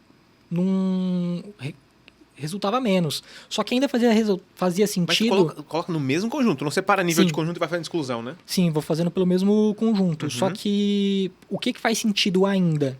Às vezes até não tá dando resultado. Pela questão do funil. Porque às vezes você vai estar tendo... O que importa às vezes pode ser o custo por clique que você estiver tendo, né? Porque você vai estar alimentando sua base de remarketing. Então, às vezes, o 4 a 5, ele não converte bem. 1% é o que melhor converte para mim.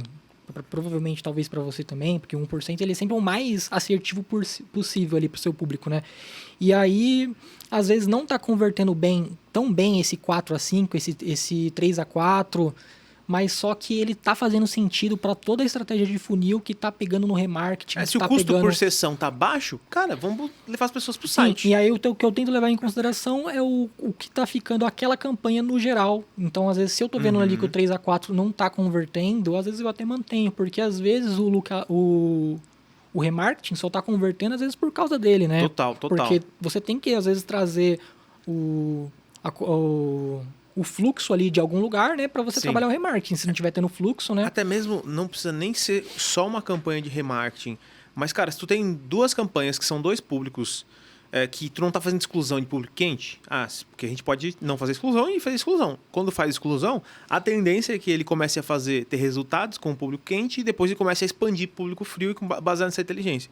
Às vezes, quando a gente tem 2 campanhas que uma não tá trazendo resultado, mas o clique tá bom, tipo, 50 centavos o clique. E, sei lá, o ROAS tá 2, não se paga, né? Mas a outra campanha, o ROAS tá 5, 6, o clique tá 1,50, tá mais caro. Mas se tu pegar o resultado dessa campanha que tá boa, somar com a outra dividir por 2, ela tá numa média legal. E se tu pegar, não, vou desligar isso daqui porque não tá trazendo resultado, só tá trazendo clique. Cara, mas tá trazendo clique e a outra campanha tá performando e na média tá bom, às vezes é realmente o funil que tá acontecendo ali. Às vezes o funil a gente planeja certinho, separa o funil por campanha e tudo mais, e pode até não performar. Mas por si só as campanhas trabalhando de forma automática ali, a gente tá vendo o funil, porque a mesma pessoa também faz parte daquele público. Uma pessoa que é lookalike, 1% comprador, também é interesse de outro público. Também é uma pessoa que acabou caindo no remarketing e tal. Então, sempre analisar, eu gosto de analisar pelo menos isso, né? E é o que tu falou que faz muito sentido. Se não tiver pessoas entrando aqui em cima no funil, conhecendo a marca, não vai ter pessoas no meio se relacionando e também não vai ter pessoas embaixo comprando.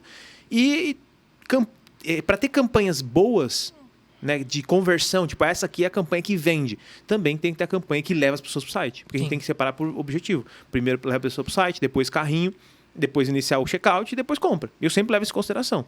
E campanha com clique barato que não está trazendo conversão, mantém. A não ser que toda a estratégia não esteja funcionando. Sim. Tem mais alguma outra sacada que tu pegou e que faz sentido compartilhar com a galera? Cara, acredito que talvez a questão do remarketing, cara, que tem muita pessoa que às vezes não tem muito conhecimento. Como é que tu usa a parte estratégica de remarketing? O que performa melhor? Cara, 30 dias, 7 dias? O que eu gosto de fazer nessa questão que eu tava falando da minha estratégia do lookalike, eu coloco esses anúncios com foco na conversão, a conversão sendo o adicionar ao carrinho.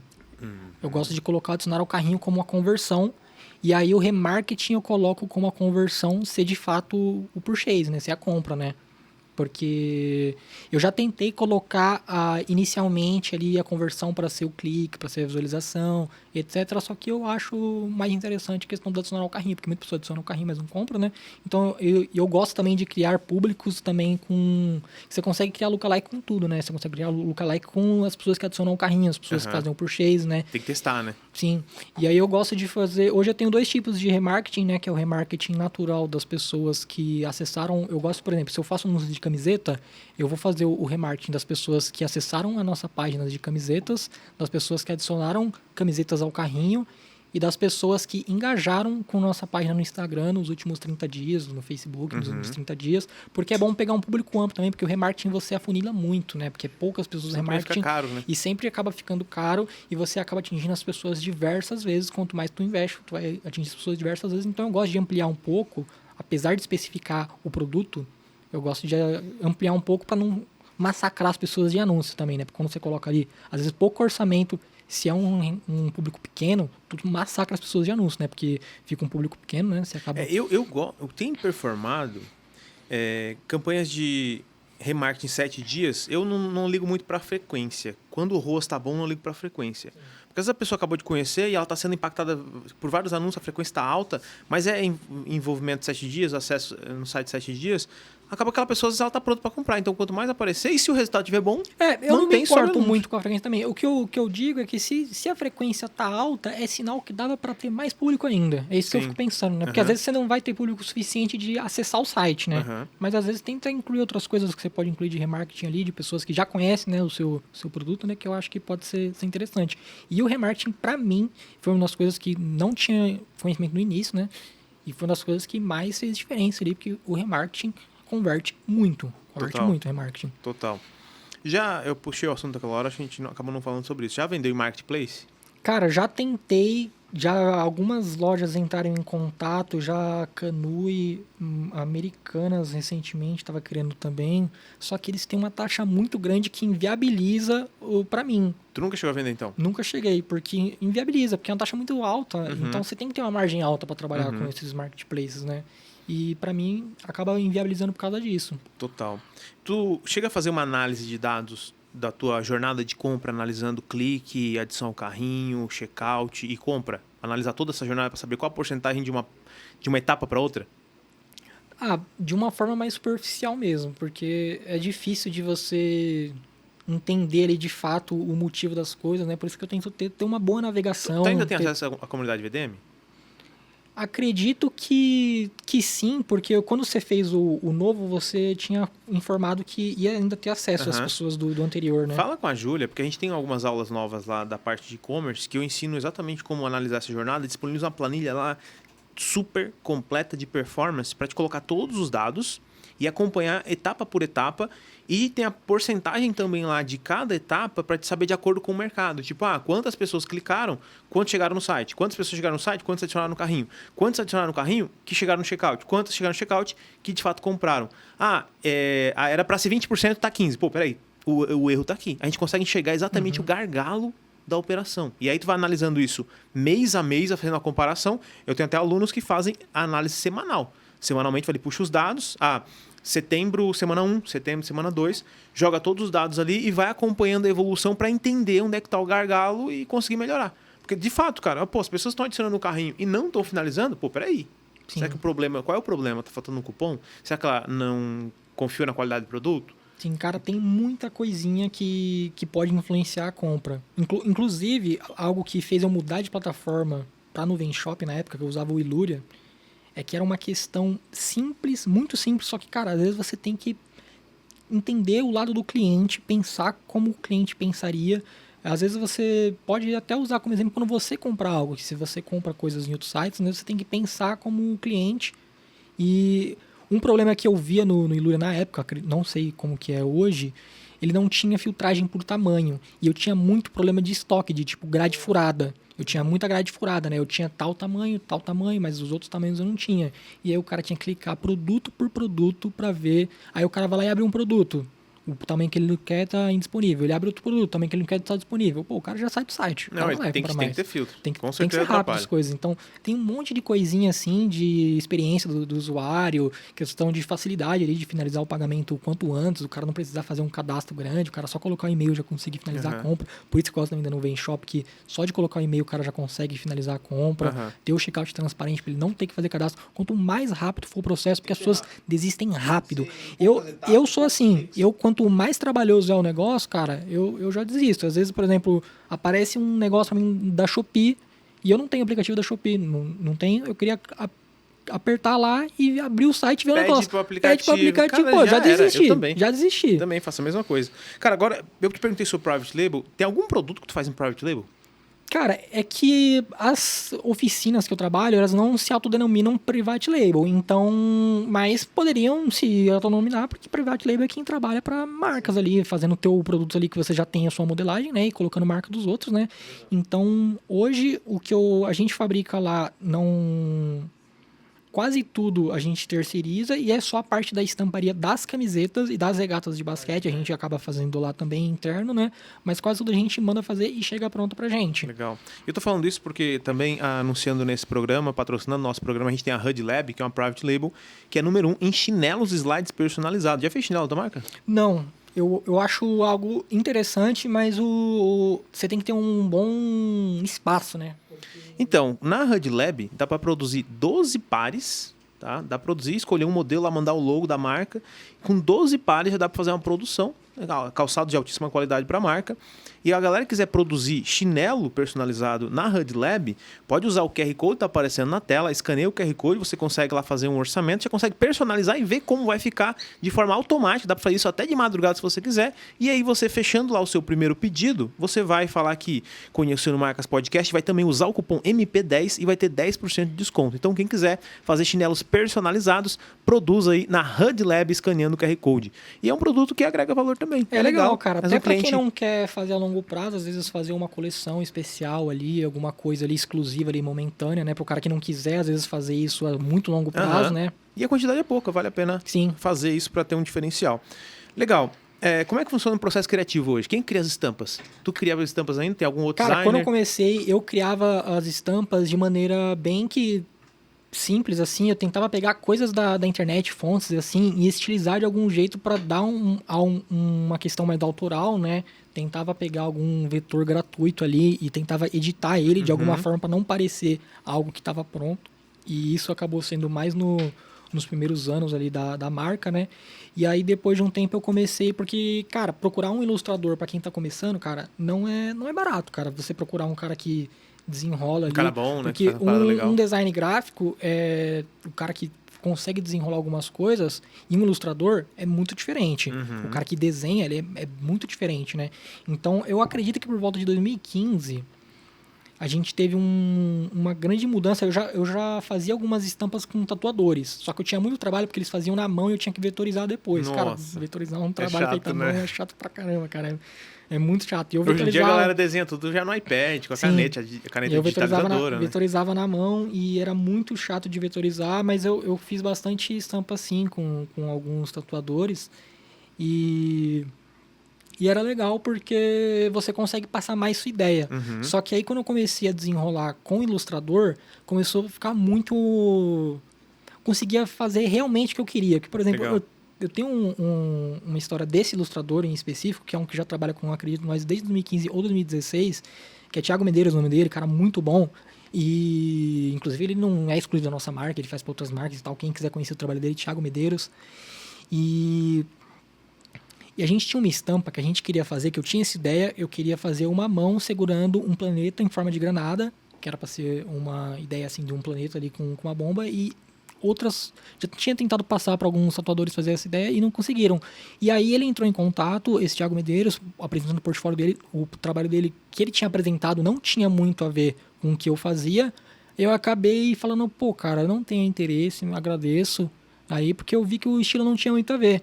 Só que ele foi lá e foi aquele cara persistente. Ele falou, pô, cara, deixa eu tentar fazer um negócio pra você aí e tal, pra ver se você curte, que ele tinha curtido o trabalho da marca, né? Eu falei e passei pra ele, pô, tem essa ideia aqui, mas ninguém nunca quis desenrolar. E, pô, ele criou a ideia, ficou muito bom, curti bastante, foi uma das estampas que mais vendeu na época lá. Inclusive, a gente encontrou até essa estampa pirateada lá no lado do Brás lá. E eles fizeram uma espécie de MCD com a estampa. Eles tiraram o 13 de cima, colocaram o Mori, mas só que eu sei que a MCD não ia fazer isso. Era alguma, provavelmente, loja maluca do Brás aí que mudou lá, pegou a estampa e colocaram Mori Core e colocaram lá como MCD. E daí, a partir de então, a gente começou a conseguir fazer um trabalho muito mais diferenciado com esse artista, porque eu conseguia passar ideias, a gente começou a conseguir muito mais passar mensagem ali de coisas políticas ali, que a gente sempre tenta passar alguma mensagem com as estampas, né? E muitas coisas ainda, a ideia às vezes dele, às vezes eu vou lá e falo, pô, isso aqui ia ficar legal, às vezes faz e não dá certo, às vezes ele tem uma ideia e manda um esboço.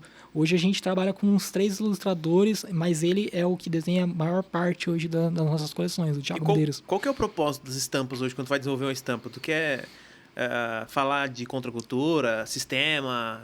Qual a ideia? É que ao longo dos anos, cara, vai muito, cara...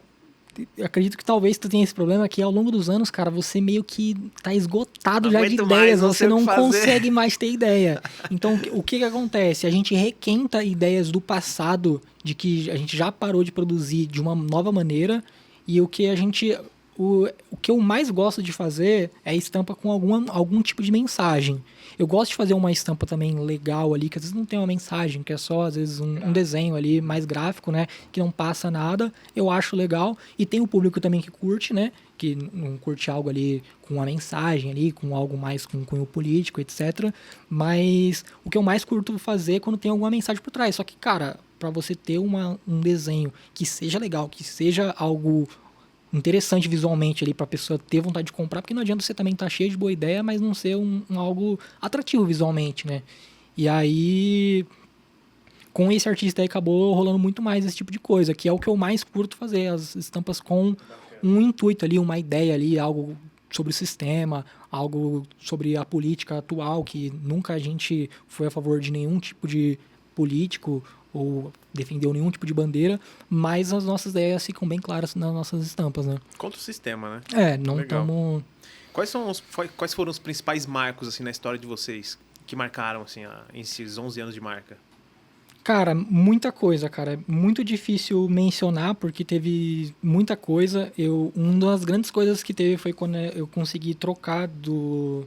Acredito que parar de trabalhar registrado foi uma grande coisa. Acredito que quando a gente conseguiu construir a parte para sair do meu quarto, foi uma coisa grande também. Acredito que a parte do anúncio ali, a parte do ensaio de fotos que a gente fez, que começou a vender para pessoas que não conhecia pra gente, também foi algo muito importante. A gente tem uma estampa que a gente vende até hoje, que a gente fez ela, acredito que em 2019, que é a estampa Kill Your Local Racist, que essa estampa, ela vendeu muito, ela vende muito até hoje, e essa estampa, cara, ela representou muita coisa para a marca, porque muita pessoa conheceu a marca através dessa estampa, porque ela deu meio que uma viralizada, assim, todas as fotos com ela dava muito resultado, etc. E acabou que a gente fez bastante estampas depois dessas, baseado nessa ideia, né? Não a mesma coisa, mas baseado nessa ideia. Então, acredito que isso foi um grande marco também, quando a gente lançou essa estampa. Legal.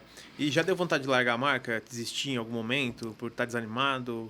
Cara, largar não, porque, cara, isso é o que eu faço e já há 11 anos, né? E eu tenho 29, então é meio que um terço já da minha vida nisso, né? Então é difícil de pensar como que ia ser alguma coisa desse jeito. A gente às vezes fica meio injuriado de fazer a mesma coisa. Eu acredito que às vezes é até por isso que você faça isso, porque eu acho muito corajoso de sua parte de você sair da zona de conforto, porque você sai demais da zona de conforto. Eu já acompanho esse trabalho há alguns anos. E, cara, sair da zona de conforto é algo difícil. Eu adoro a zona de conforto, então eu gosto de trabalhar ali com o que eu já faço, né? Porque eu gosto de me sentir ali confortável na situação, mas fazer o que você faz é muito admirável, de conseguir ter coragem para vender um curso, de conseguir ter coragem para abrir um podcast. São coisas que as pessoas não têm coragem, as pessoas têm medo de falhar, as pessoas têm medo de algo não dar certo, as pessoas têm vergonha de demonstrar que algo não deu certo, né? Então as pessoas às vezes têm muito receio de tentar qualquer coisa diferente quando você já está confortável numa situação, né? Eu sou um pouco assim, apesar de eu falar dessa forma, eu sou um pouco assim. É verdade, cara. Eu sou uma pessoa que eu sou meio inquieta e a minha esposa fala, nossa, tá toda hora inventando alguma coisa. Minha mãe também falava isso. E as pessoas que trabalham comigo sabem que eu sou meio maluco, assim. O Thiago, meu videomaker, sabe que eu tô sempre pensando em fazer uma coisa nova. E, cara, dá uma certa aflição de estar fazendo a mesma coisa por muito tempo, cara. Tipo, pô, tem um canal no YouTube há 4 anos já. 4 anos e meio já produzindo conteúdo. Podcast aqui já faz 2 anos e meio. Não que eu queira parar, porque aqui eu sempre tô fazendo algo novo. Porque não é a mesma coisa. Sim. É uma nova história, um novo tema. O tema tá atualizado. Tipo, um canal do YouTube... Muitas vezes, pra gente escalar um canal do YouTube, pra crescer, cara, a gente tem que fazer o mesmo conteúdo, só que só refazer. Tipo, a mesma coisa, o mesmo tema, mas a gente tem que atualizar o conteúdo, trazer coisa nova. Tipo, na marca, pô, são 25, 26 coleções já. E todo ano, cara, querendo ou não, é o mesmo mercado. A gente fez um rebrand agora. Às vezes eu fico assim, caramba, preciso fazer outra coisa. Aí vou inventando coisa, né? Pô, curso online, podcast. Agora, tive fábrica Private Label. Agora a gente tá encerrando a Private Label pra fazer uma plataforma de tecnologia. Para ser tipo a Brandes que eu anunciei no começo, a plataforma que a gente vai lançar. Então, tô sempre inventando alguma coisa, porque eu não consigo ficar parado. Eu, cara, não consigo, cara, eu tenho que fazer. Mas eu entendo, tipo, pô, tô vivo com isso, tá legal. Sim. Tô ganhando dinheiro, tá bom. Eu acho muito legal isso que você faz. Algo que às vezes passa na minha cabeça, Só que, cara, já dá muito problema uma única marca. Mas o que eu penso que eu poderia, talvez, de repente, pensar em fazer é fazer uma marca diferente, pensando num público-alvo diferente, para eu conseguir libertar mais ideias de tipo não ficar muito preso em questão de valor, porque muitas vezes eu acabo ficando preso de querer lançar um específico produto e acabo não lançando porque é um produto que vai ficar com um valor caro. E esse público não e compra, eu quero fazer um produto acessível. Aham. Então, às vezes eu penso que às vezes seria interessante às vezes ter alguma outra marca e com certeza eu teria estrutura já lá o suficiente já para isso, para ainda ser tudo lá no mesmo local, né? Mas eu acredito que eu preferiria, no final das contas, só ter um problema, né? Porque ter dois problemas seria complicado. Legal, cara. O que as pessoas falavam quando tu começou e o que as pessoas falam hoje com relação, tipo, familiares, né? Ah, vai dar certo, não vai dar certo, apoiava, não apoiava? Cara, minha família, que eu considero só meus pais, minha mãe e meu irmão, né? Que já se foi, sempre nunca duvidaram, mas também nunca criticaram, sempre me apoiaram, também sempre ajudavam, então às vezes precisa buscar alguma coisa, até hoje meu pai busca alguma coisa se precisa. Minha mãe, durante muitos anos, ela ajudava lá dobrando roupa, etiquetando roupa, meu irmão que também sempre ajudou, né? Por isso que, cara, é aquilo que eu falei pra você, que eu tento pensar numa forma de trabalhar menos para também conseguir aproveitar mais com a minha família, conseguir às vezes fazer porque hoje você fala essa coisa, mas às vezes passa o tempo e você acaba também se desligando do que você pensou lá atrás, Sim. lá de aproveitar com sua família, você acaba focando no trabalho. Porque, por exemplo, eu estou muito focado nos últimos anos da minha vida na obra da minha casa, porque agora terminou lá a parte da 13 Core, só que agora eu estou construindo a parte do andar superior, que é da minha casa. E aí isso daí também vai muito investimento. Às vezes você para de aproveitar, você não fica gastando com um monte de coisa, né? Uhum. Então, essa parte aí que eu acabo hoje pecando um pouco, porque você tem que juntar dinheiro para fazer as coisas, né? Legal. Mas hoje, cara, eles são muito satisfeitos com o que eu faço, né? Eles gostam, eles têm bastante orgulho. Mas o que eu fico feliz é que eles nunca desacreditaram. Eu já tive algumas ideias já que não deram certo, já quando eu era mais novo, nessa mesma época aí, mas essa deu certo, felizmente. Show de bola. Quais marcas hoje te inspiram? Cara, tem bastante marca legal hoje no mercado, cara. E tem muita marca que às vezes você do nada vê, cara, e você fala, pô, que marca da hora, cara, que faz um trabalho muito legal. Quando eu comecei, as marcas que eu achava muito legal, além da Sumemo, era Brutal Kill, que hoje é das marcas... Acaba que hoje é meio que o nosso principal concorrente, ele meio que entre aspas. Eu falo entre aspas porque tem público para todo mundo, na minha opinião. As pessoas compram as roupas de outras marcas, inclusive a minha carteira é da Brutal Kill, eu já comprei muita coisa deles, a minha carteira é da Brutal Kill, e eles também é uma marca muito similar à nossa na ideia de tipo começaram de baixo, assim, eles começaram com pouco e eles são que o pouco que eu sei deles é porque o pessoal da Nuvem Shop contou, né, porque eles trabalham lá com a Nuvem Shop também.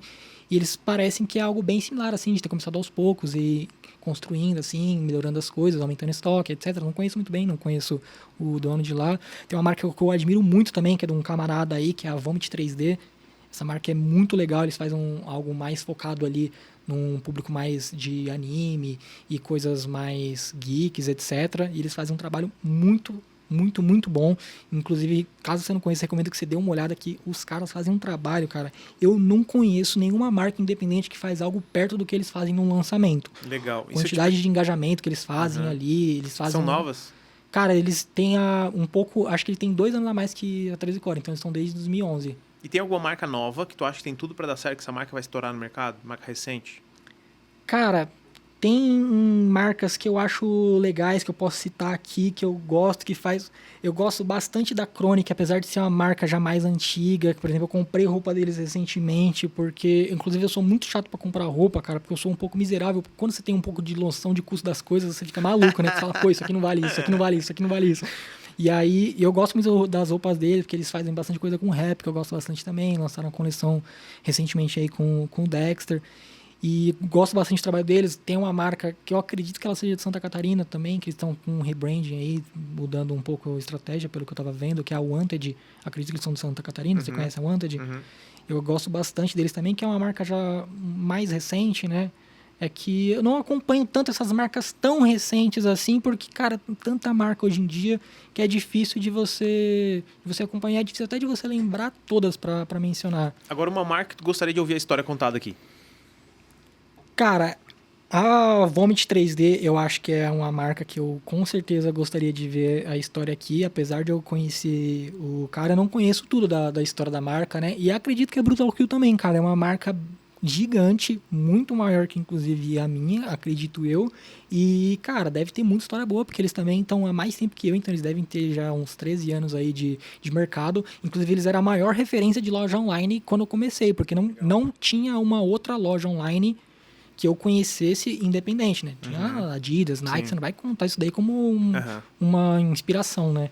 Então eles acabava que era a referência da gente, né? Quando a gente começou, né? E hoje, um empreendedor desse mercado da moda, seja de teu segmento ou não, que tu gostaria de ver compartilhando aqui as suas ideias, seu conhecimento? Não sei se seria possível, mas um cara que eu admiro bastante é o cara da Labela Máfia, cara. Acho ele muito interessante. Juliano? Isso, Juliano. Eu acho bem legal, eu acho que ele tem ideias bem legais, eu acho que ele é um cara bem à frente do tempo ali, das ideias e tal, ele tem muito conhecimento de inteligência artificial, ele fala muita coisa de chat GPT e coisas do tipo que eu acho muito interessante, que eu não tenho tanto conhecimento assim, apesar de tentar entender um pouco ali, que eu não sou totalmente leigo, mas não tenho tanto conhecimento de fazer o chat GPT trabalhar para você, e ele parece ter muito conhecimento disso, cara, então acho que seria algo muito legal, cara, porque é um cara que eu admiro bastante. Legal. Cara, muito da hora conhecer a história da tua marca. E onde que a galera te encontra aí nas redes sociais para continuar acompanhando o teu trabalho?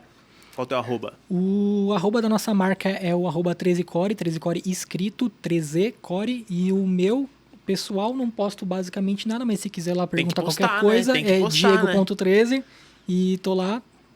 Legal. E é isso. Quer dar um salve pra galera, pro teu time, pra galera que acompanha a marca? Esse é o momento. Um salve pra todo mundo aí que apoia bastante o nosso trabalho, que... Cara, é difícil quando você faz um trabalho online assim, que às vezes você não tem noção do quanto que as pessoas às vezes gostam do seu trabalho, porque você às vezes 1000 não pedidos tá por mês tá impactando muita gente, né? Com as pessoas, cara. E inclusive no Tatuí que eu tava comentando, a gente foi 2 anos pra Tatuí e chegava clientes lá físicos, né? Que a gente teve stands lá em 2 anos da Tatuí. Só que legal. dá muito trabalho, tudo aquilo ali e tal. Então acabou que foi algo que eu não fiz mais, ainda mais que depois que meu irmão morreu, porque ele ajudava bastante lá, né? E acabou que eu não fui mais. Mas era muito legal você ter a proximidade com o teu cliente quando você está trabalhando online, cara. Porque, cara, eu só consigo fazer qualquer coisa da minha vida hoje graças a quem admira o trabalho, graças a quem compra, graças a quem acredita, né? Bacana. Show de bola. Agradeço aí a participação no nosso programa. Muito obrigado, Diego, pela presença, compartilhar a tua história. Agradeço vocês que assistiram até o final. Se gostou, deixa o like, se inscreva no canal. Quero agradecer os nossos patrocinadores, HUD Lab, a Brunks Private Label, Total Marcas e Branders. E agradeço mais uma vez, Diego. É isso, vocês me encontram nas redes sociais por Jesué Tomé em todas as redes, Viver de Marca. O que tu fala pra galera aí sobre a comunidade VDM? Quem tá pensando em entrar na comunidade VDM, recomenda? Cara, eu recomendo bastante, cara, principalmente pra quem tá começando, muita informação lá, cara, que, pô, quem não souber daquelas coisas ali, pode ser pego muito de surpresa quando começar a fazer as coisas, e ali tem muita informação, que é informação de quem... Pô, parece que eu tô muito puxando a sardinha, mas eu não tô. É porque realmente tem muita coisa ali que ajuda muito quem não tem conhecimento algum sobre como que é as coisas, como que funcionam as coisas. E até, por exemplo, como eu falei pra você, quando eu comprei o seu curso, já deveria ter uns 8 anos de marca. E tinha muita coisa lá que ainda foi relevante pra mim. Show. Então, ainda mais pra quem tá começando agora, vai ter com certeza coisas Show de bola. agregar. É isso. Tamo junto, bora fazer acontecer e até o próximo episódio.